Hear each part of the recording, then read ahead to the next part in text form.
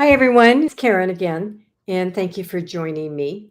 The topic of tonight's live is abandonment, and it's one of the key issues we all suffer from.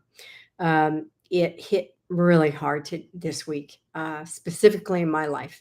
My SP and I are having this horrendous tug of war. We are very much alike. It's like battling yourself with all you've got, and you end up knocking yourself out. And long ago, when I detached myself from my ex, I did so for self-preservation, and it was abandonment. I did abandon him, and I suffered the guilt for that for years and years and years. And I had a little bit of that guilt still in me when Daniel and I got together. And it's played out um, since we met. And the way it's played out is that he will approach me about wanting to change, and we will discuss it. And I will teach him Neville Goddard techniques, and he takes to them like a duck in water. And he's brilliant. He's just brilliant, and he's my equal. And so then, as soon as things start happening and he starts getting results, he stops and he goes into soothing mode and he cuts our connection off. So he abandons himself by cutting off the source of love from me, and also he abandons his dreams by turning tail and running, and I react and I abandon him. But in my case, from my standpoint, for 4 years, I have refused to totally let go. This week, I let go. And he is crying abandonment. And you know what? I'm going to let him cry abandonment because you have to realize that you cannot force a person past a position of fear or pain when they feel that's their comfort. And you cannot keep yourself attached to that. And it's not helping them to do so. And so I am allowing him to feel the pain of being abandoned, even though it's impossible. We'll go into that next. And I am allowing myself to get over the guilt of abandonment when it comes to situations where if I don't, it's my demise. And so I'm pulling the plug on keeping myself attached to anybody who refuses to grow when they scream that they want my help. And I have this happen in my coaching business also. And if a person insists on covering up their crap with positive platitudes, and I point it out because I've got a great bullshit sniffer, and I am not supportive of covering things up using positive thinking or smiley face all the time. Um, Life has a range, and real living is that you experience the range of everything. And sometimes the day is not smiley. And you end up realizing, though, that there's a blessing in feeling the range of emotions. So, getting back to abandonment specifically, I'm going to tell you a story. It's a myth. It never really happened. So I don't want you to get caught up in it, but it's a way of explaining the source of the issue of abandonment. In our creation, God imbued his creation, us, with himself and also with free will. And we were created to create as he does. And creation is love. And so because we had given to us free will, we can do whatever we want with our free will decision.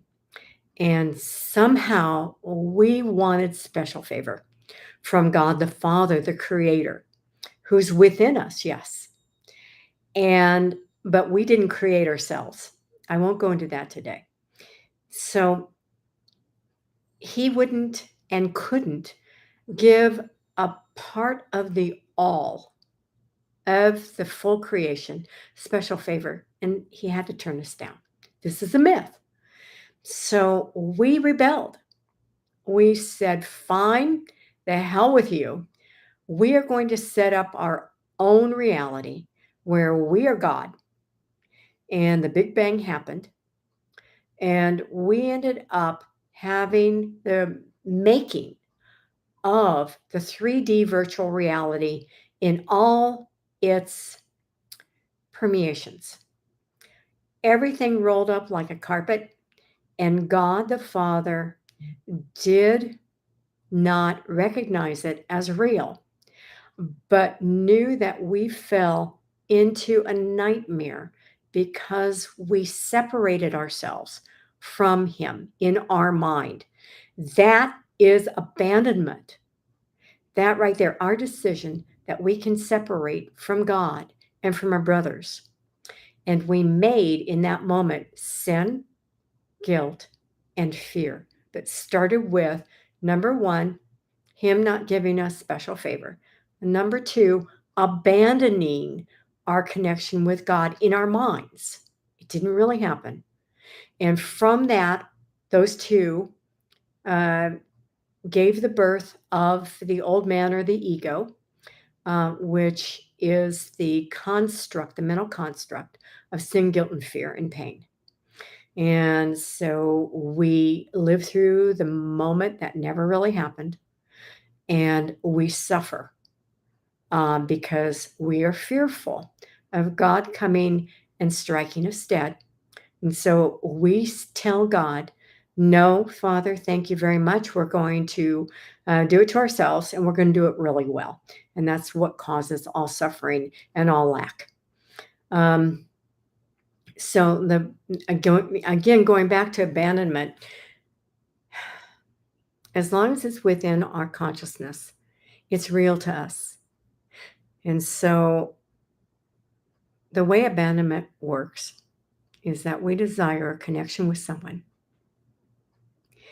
And because we abandon God, we play that out in all of our relationships.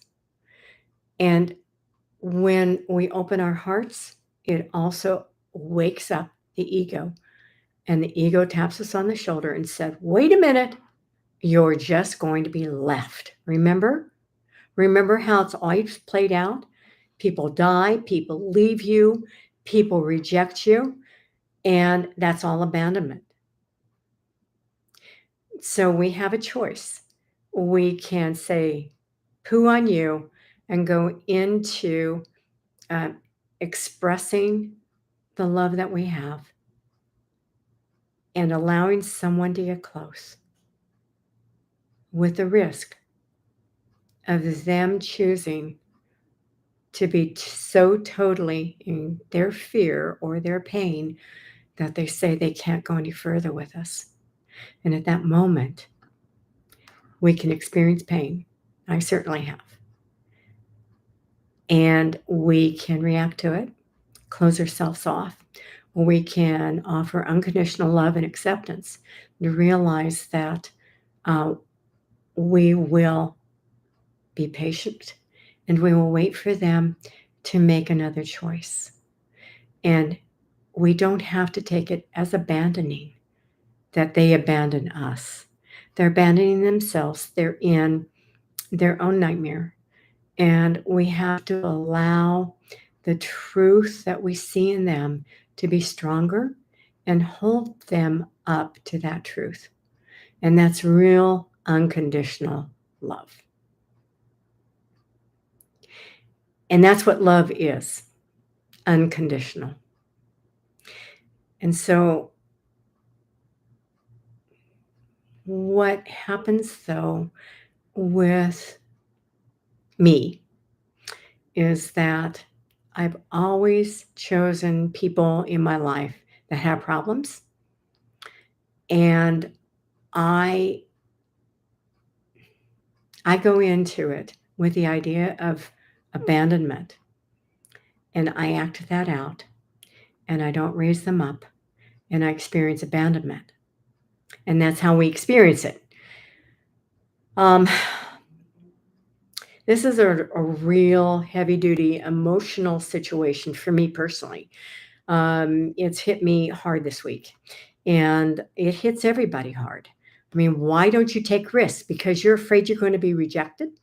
Why don't you take risks? Because you're afraid that you're going to hurt somebody, and they're going to not want you. They're going to cast you out, and they're not going to want to be a part of your life. Every step of the way, in every situation that we risk the experience of abandonment, and that's not what life is meant to be. We're here to heal that, and the way to heal it is a beautiful mantra. I'd like you to write this down. It goes like this: My brothers and I are one in truth. That oneness cannot be threatened. We are one with God the Father, and that has never been threatened. Thank you, Father. Keeping that in mind, repeating that every time you get afraid, every time you get into guilt, every time you get into pain, will not soothe you, but remind you of the truth that you honestly did not abandon God. It's impossible. And that the myth is a myth. You really are still connected to God. And we are in this dream reality in order to bring the truth to it. It's not wrong that we're here.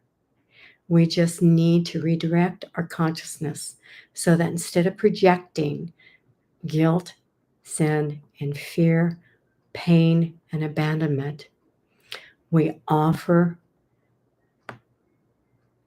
unconditional love and acceptance instead. So, I got some questions about abandonment. How do they show up in my life? Whenever you're afraid, whenever you feel guilty, whenever you want to take action but you do not, you stall.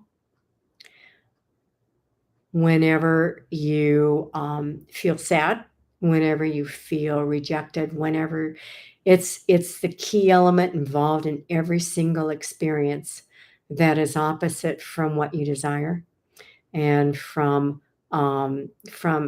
feeling connected to your brother and God. Not being, another question or another comment was, not being included, is that abandonment? Yes, it is. We do it to ourselves, and we use props to do it to ourselves, and we also use actors. Everyone is an actor in our script.